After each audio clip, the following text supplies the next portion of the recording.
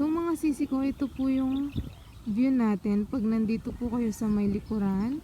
Ayan, dito po sa amin dito sa Pampanga. Ayan, makikita nyo po ang Mount Arayat. Ayan, napaka ganda po ng ating view at napaka relaxing, napaka aliwalas at napaka ganda po ng ating view, di ba?